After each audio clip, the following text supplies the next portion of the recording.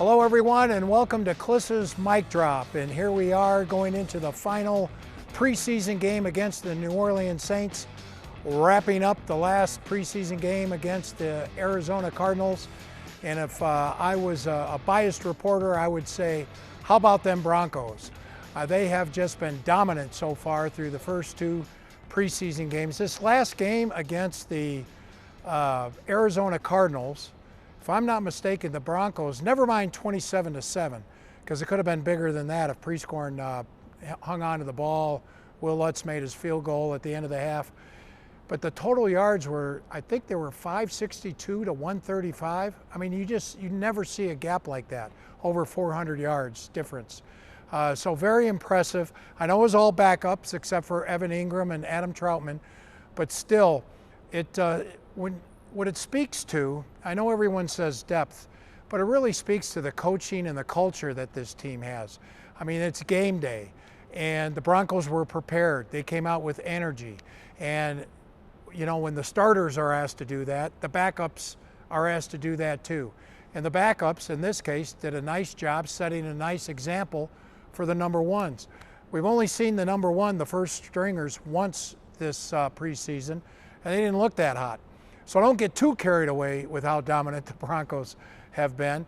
You know, the first string offense struggled at San Francisco with 3 series, and the defense had 2 series, and they gave up a touchdown drive on their first one. So you can't think that they're going to dominate all comers this year in 2025. But still, it is encouraging. And there is depth on this team. But Troy Franklin, after last year, a lot was expected to him as a 4th-round pick. Sean Payton traded up. He was Bo Nix's favorite target in college at Oregon, but he needed a year. Now he's got a year, and we talked to Troy Franklin just about the development and the improvement he's made from his rookie year to year 2. So you go into the offseason, and what does Troy Franklin want to do with his game? So after that game, we kind of just went into it. You know, had my exit meetings with coaches and stuff. Thought or got the information I needed from them. You know, just seeing what they wanted me to do to get better, and then what were some of those things? Obviously, just get like a little stronger, and then working on my breaks and stuff like that. You know, just making sure I'm really getting down into my break, stopping. You know, making sure I'm coming back to the ball. You know, just cleaning up the little stuff. You know, and that's how I am anyways. You know, all around. I just want to make sure my game's tight and, you know, where it needs to be, so most definitely. Every player, I've been covering this team for a long time, every player looks a little bigger, stronger in year 2. Yeah. How much for you? I think I put around like 5 to 7, somewhere around there. Okay. So, yeah. And speed? Speed, yeah. I mean, I don't know the miles per hour or anything, but I've always been fast. You know, I can run, so most definitely. And last year it was pretty much the deep ball, right? It's what that was the deep ball and throwing screens. Yeah, that was my role. Yeah. This year you're running the route tree. Exactly. Yeah, that's something I've done. You know, been doing this since Oregon. Been doing this since before that. You know, I'm a route runner. I'm a real true receiver. You know, so that's kind of more of my game for sure. Do you have any goals set up for this year? Just to go out there and help the team in any way I can. Obviously, play good, ball out, but those are the main goals right there. It looks like Sean's using you in the slot a little bit too, kind of as a power slot guy. Yeah. So tell the people at home just the difference between playing in the slot and playing outside. I mean, well, it's shorter, quicker spaces. I mean, smaller spaces, so you got to be a little quicker, a little more, I would say, the decision making is a little faster in there, got to be ready for tight window catches, things like that. But it's not too much of a difference, a little shift, but not too much. Anything different you've seen in both? I think just confidence is up there, where it needs to be for a year 2 guy. And just obviously like his operation, he's out there telling everybody where it needs to be, where he wants people to be, seeing what we see out there. So he's definitely taking that step too. And your confidence on a scale of 1 to 10, where is it this year and where was it your rookie year? I think it's a 10 right now. Maybe like 9.5, 10, somewhere around there. But it's definitely way higher than last year, for sure. Okay, yeah. Good. Troy, good luck to you. Appreciate it, thank you. Okay. Yeah, the big thing for Troy Franklin this year is he's catching the hook routes. He's catching the crossing routes. He's catching the sideline routes, the digs, as they say. Not just the deep post patterns, which he was primarily asked to run last year, and not just those along the line of scrimmage receiver screens. He has those too, but he now has the whole route tree, and he's really shown it. He's, I would say Troy Franklin is a leading receiver in training camp and the preseason for the Broncos so far. And then we also had a conversation with someone who is a standout on the other side of the ball, Zach Allen. Zach Allen, we've talked to him on the pregame show about the money he makes. One thing he said, besides the money, and the money is what got the deal done. Let's not fool ourselves here. $25.5 million a year. You're signing that contract, but also he said he believes in what the team is doing, and we had a conversation with Zach about what he means when he says he believes in what this team is doing. When I covered baseball, and guys got paid, right, the big money. Mm-hmm. Sometimes those guys didn't perform as well after, not because they started loafing, but because they tried too hard. They tried to justify that they're a $100 million ball player or something. Right. Do you have to tell yourself not to come out of yourself to try to be more than you are? No, I'd say, when I signed my deal here, I think definitely kind of that pressure, right, kind of put on myself, and I definitely probably felt it the first couple weeks here. Okay.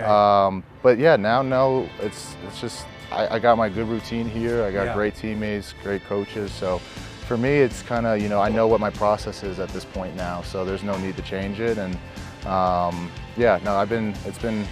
honestly, it's been almost like a relief because it's over with. The next 4 years are going to look like. So that's not what it's about for you anyway, right? I mean, being the richest guy or having all the money in the world, it's about something else. Yeah, no, I think the money for me. I mean, I'm not a big spender, so for me it was more just kind of a respect thing, and also too, I really value what we're building here. So does it get your heart jumping just a little bit with your former team coming in? Yeah, definitely excited to see the guys. Still got some really good friends over there, players and staff. So, I'm really thankful for my time there. It helped me grow up a lot, and it's going to be fun to see them. I mean, it's going to be the third time. So I've lucked out, with kind of, my first time it was probably a little bit of the jitters, and then now it's just, it's more of like you get to see some really good friends. You said brick by brick and beam by beam. How has it been here with all the construction, going around as you try to work? It's kind of crazy how fast it's going up. Yeah, I agree. Yeah, so even since the start of training camp. Yeah, seriously. I hope I kept up. Yeah, no, it'd be cool to see like a time lapse of it. But no, seriously, it's really exciting to see what's going on over there.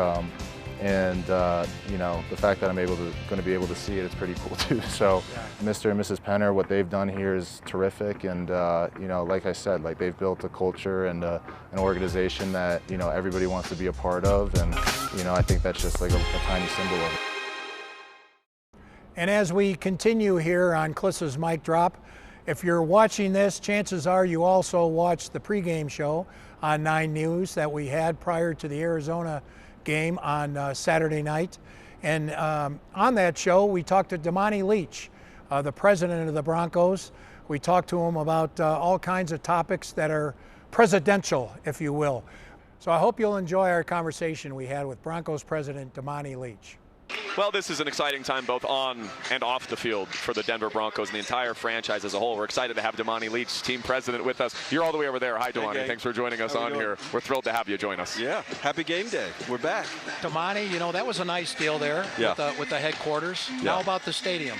We getting one? We have one. We're in it right now, and it's beautiful. And it's a great game day. No, but in all seriousness, no, we continue to do our research. No change since the last time we had a conversation. We take this really seriously. We want to be diligent about it, very comprehensive in our review, and make a decision that's not just the right decision for next year, for the next 30, 40, 50 years. All the talk and reports have been about downtown Denver site. Is Lone Tree, we also heard Lone Tree a little bit. Are they still in the running? Yeah, we've not, hid from that. We're looking at multiple options for locations. The folks in Lone Tree, we actually just met with them a couple weeks ago, both at the city and county level, have been tremendous partners in helping us explore opportunities.